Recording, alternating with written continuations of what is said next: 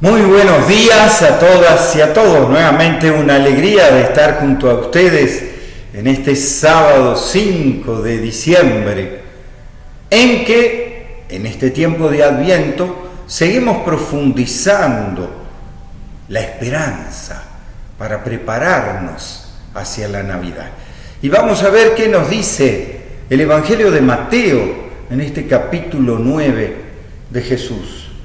Nos dice así: Jesús recorría todas las ciudades y pueblos, enseñando en sus sinagogas, proclamando la buena noticia del reino y sanando toda clase de enfermedades y dolencias. Viendo a la multitud, se conmovió por ellos, porque estaban maltratados y abatidos como ovejas sin pastor.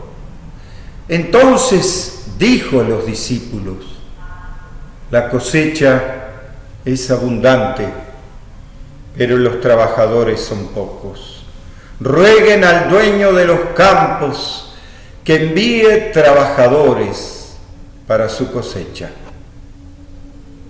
Y llamando a los 12 discípulos, les dio el poder sobre los espíritus inmundos para expulsarlos, para sanar toda clase de enfermedades y dolencias. Y les dijo: vayan a las ovejas descarriadas de la casa de Israel, y de camino proclamen que el reino de los cielos está cerca. Sanen a los enfermos, resuciten a los muertos, limpien a los leprosos, expulsen a los demonios. Gratuitamente han recibido, gratuitamente deben dar. Esto es palabra de Dios. Te alabamos, Señor. ¿Y qué nos dice este lenguaje? Ciertamente que es como un resumen de la vida de Jesús, Recorría todas las ciudades, iba enseñando, proclamaba la buena noticia del reino y curaba toda clase de enfermedades y dolencias. Pero aquí hay algo más que tenemos que darnos cuenta. Jesús cambia el método pedagógico de todos los profetas anteriores a él y de todas las funcionalidades. ¿Por qué? Porque acá él se conmueve de la multitud, porque estaban maltratados y agobiados como ovejas sin pastor. Y le pide a la gente que rece al dueño de la mies para que envíe obreros a su mies. ¿Qué quiere decir eso? ¿Y por qué el cambio? Porque de ahora en adelante Jesús, lo dice aquí, llama a sus discípulos y les da el poder a sus discípulos de hacer lo que hace él.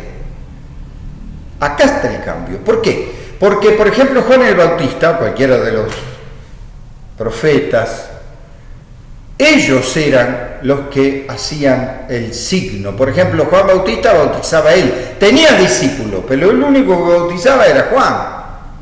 El único que predicaba era Juan. Sin embargo, Jesús no. Jesús empieza a predicar, a sanar, a curar, pero después en un punto pide que manden obreros a su mies. ¿Por qué? Porque se da cuenta que en el pueblo él solo no puede con una multitud de gente abatida, herida, dolida, sufriente. Entonces, ¿cuál es la metodología que utiliza? Ahora no es él, es los discípulos son los que tienen el poder de curar. Y manda a los discípulos, y son los discípulos los que van a todas las comunidades. No va Jesús, van los discípulos. O sea, su gracia, su llamado del reino, esto de curar a los enfermos y sanar, se los pasa a los discípulos. Y los que lo hacen son sus discípulos. Después va él, pero el que visita todas las comunidades son sus discípulos. Esto provoca que miles y miles de personas conocen la buena noticia. Y no solo. Muchos discípulos, porque acá empieza con 12, después con 60, después con 72, las misiones de Jesús, provoca como justamente el contagio misionero, que todos los demás empiezan a ser misioneros, empiezan a hacer lo que hace Jesús. Y uno dice, y después de 2000 años, que podemos vivir de nostalgia, si hubiéramos estado en la época de Jesús. No. El lenguaje y el mensaje. Entonces, ¿qué quiere decir sanar a los enfermos? Expulsar a los demonios. ¿Qué quiere decir eso? Consolar al pueblo. En un tiempo como el que estamos, de pandemia, de catástrofes, de gente inmigrante, de pobres, de una economía destrozada, ¿cuánto pueblo hay que necesita consuelo, que necesita unas palabras, una luz? No sé si les ha pasado, a mí sí, varias veces, que en momentos de dolor o en momentos de enfermedad, postrados con dolores, alguien vino y te consoló, te escuchó, te dijo qué te pasa, te animó, te cuidó. O sea, fue luz para uno, y yo lo he vivido. Y entonces, ¿qué? Se lo quiero hacer a los otros. ¿Por qué? Porque el que me lo hizo a mí fue Jesús para mí. Yo sentí la mano de Dios en alguien que me dio un consuelo, que me animó, o que cuando estaba enfermo, con fiebre, deprimido, vino alguien, me alegró, me hizo broma. Ni me acordaba de la fiebre, aunque estuviera débil.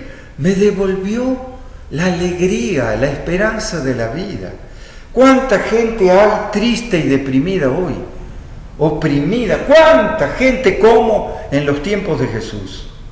Y qué necesidad inmensa de tener obreros para el reino de los cielos y ser nosotros discípulos misioneros, como Jesús hizo a sus discípulos. Nosotros tenemos que ser los discípulos misioneros, como dijo San Francisco, que no busque tanto ser consolado como consolar, ser comprendido como comprender, ser amado como amar.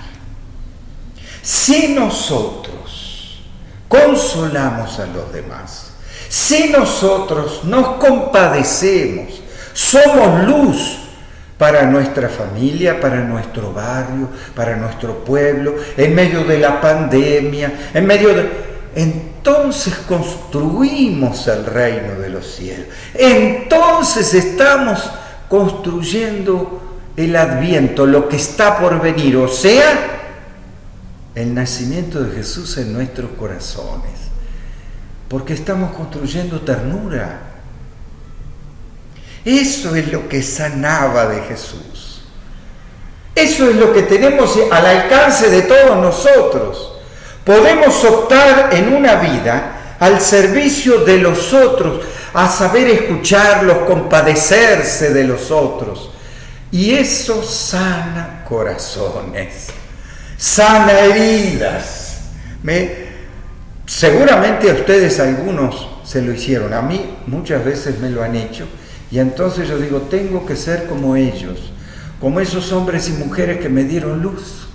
Tengo que ser luz para los demás, para que entonces brille la esperanza, brille el reino de los cielos y pueda hacer que en los otros les cure el corazón y les haga renacer a Jesús en su corazón. Entonces llegaremos plenos a la Navidad que ya se acerca. Vamos a ser testigos de Jesús y a curar corazones. Que Dios los bendiga en el nombre del Padre, del Hijo y del Espíritu Santo. Amén.